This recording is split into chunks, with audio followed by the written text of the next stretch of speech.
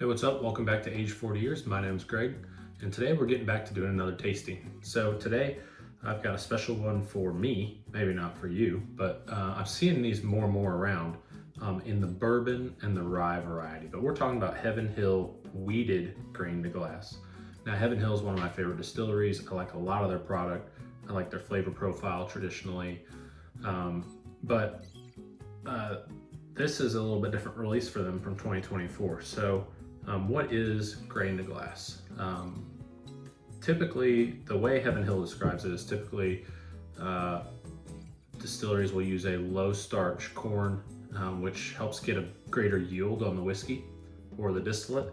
But Heaven Hill in this series is using high starch corn out of two particular cornfields around the Bardstown area. That's supposed to yield stronger flavor, aroma, things like that. So it's a unique release for them in 2024. They released the bourbon, the rye, and the weeded. This is the weeded product. I have the rye also. I've had it for a little while, but I've really struggled to find the weeded. You can find the bourbon and the rye pretty consistently at this point. In fact, where I bought this, Klein Spirits, is they also still had the bourbon and the rye on the shelf. I like the rye quite a bit. I've not had the bourbon though. But I happen to be in there buying the Penelope Havana. I have a video on Penelope Havana if you'd like to look at it. But I happened to see that they had the bourbon and the rye restocked it. So I asked, do you have the weeded? Because I have not been able to find it. There's some rumor about somebody getting to order all the weeded for South Carolina. I don't know. That could be true, maybe not. But anyway, excited to try it. I've already done a blind on weeded product, which in another video. This one was not in it. I did not have this at the time.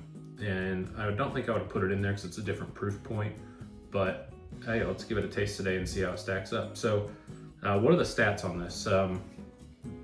If you read the website for Heaven Hill, one of the things they talk about is they worked with Beck's to create a special corn seed varietal, and the one that they use to make this product is Beck's 6158. I do want to say this has a great label. I really enjoy the look of this bottle. I think they did a nice job with it. But as I mentioned in another, where do they say it on here? In another video on Jack Daniel's 10, this is, okay, there it is. This is despite the weight of this thing, this is a heavy bottle. Despite the weight of this is a 700 ml bottle, not 750. It is as deceiving a bottle as I've found that is 750 or 700 and says 750. So I don't like that, but other than that, I think everything's looks pretty interesting. So this was distilled in 2017. It was released last year, as I mentioned, I think in the June timeframe, maybe. The mash bill is 35% wheat, which is pretty high wheat mash bill, 52% corn, and 13% malt. This one's a little bit higher proof. Of the three, the rye, I believe, is the highest. I can't confirm that off the top of my head, but I could walk over there, but I'm not gonna do that. But the proof point, so 60.5 alcohol by volume, proof of 121. So with that being said, let's go ahead and set this bad boy down, and we go ahead and give it a taste and see what we got.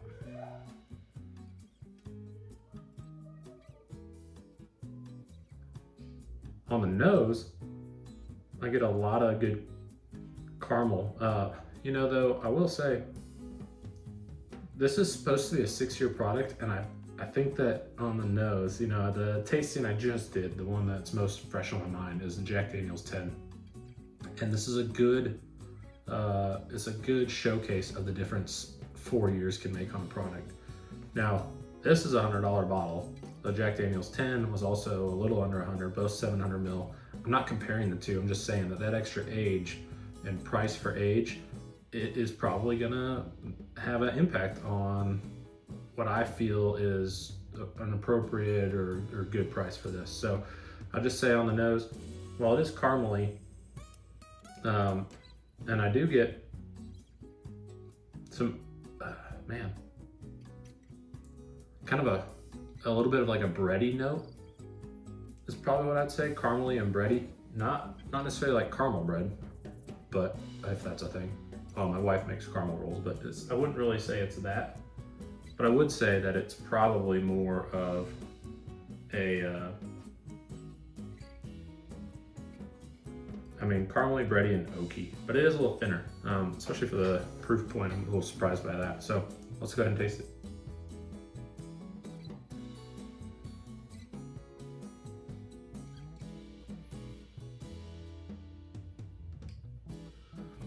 So I've heard this, I have seen some reviews of this, and one of the things that stood out, okay, I get a ton of apple on this, and I'm not usually good at picking out apple, but that just tastes like apple to me. But one of the things I've read in some of the reviews is that it is, you get a little bit more, a really nice coating or a nice mouthfeel, and I agree with that. It's pretty oily. It almost feels like, the best thing I can describe is like when you slosh Goo Gone around in a bottle and it just kind of sticks to the whole bottle. That's what I feel like is going on inside my mouth.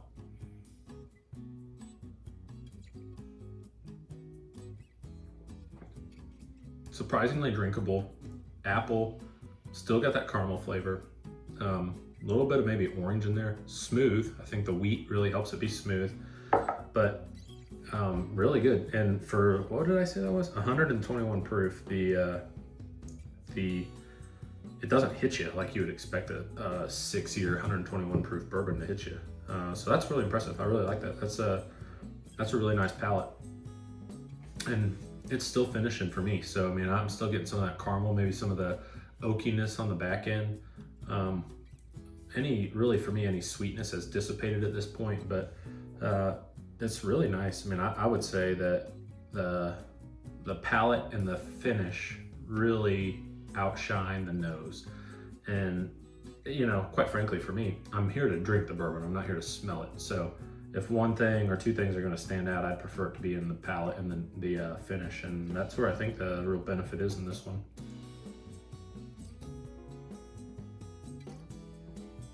So yeah, I mean,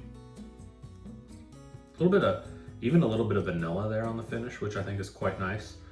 You know, overall, $99. I thought coming into this, not real sure, for 99 bucks, 6-year product. It doesn't have things stacked in its favor, but it seems though what they're doing with the corn, the high wheat content, I think 35% on the mash bill. This is a good combination. I can see why this one's hard to find. I think relative to the rye, this one, I like the rye, but I think this one jumps it.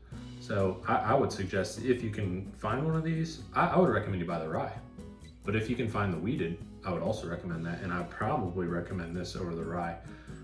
This would be interesting now, knowing that it doesn't really hit that hard with the proof point, to put this in a blind with so the ones that were in there were Bardstown, Penelope wheated, Penelope wheated, Weller Antique 107, and High Wire Jimmy Red 7-year rye or wheat.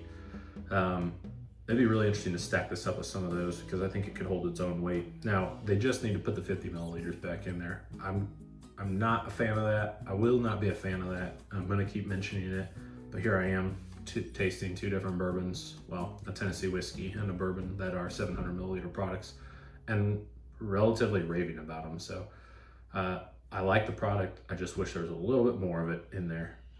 So with that, I'll say, if you can find it, go ahead and give it a try. Please drink responsibly. If you get a chance, please like, subscribe, comment on the video. That helps me figure out what else to do, what else to focus on, what's going well, what's not. I really am enjoying this, but Heaven Hill Grain to Glass. Buy it if you find it.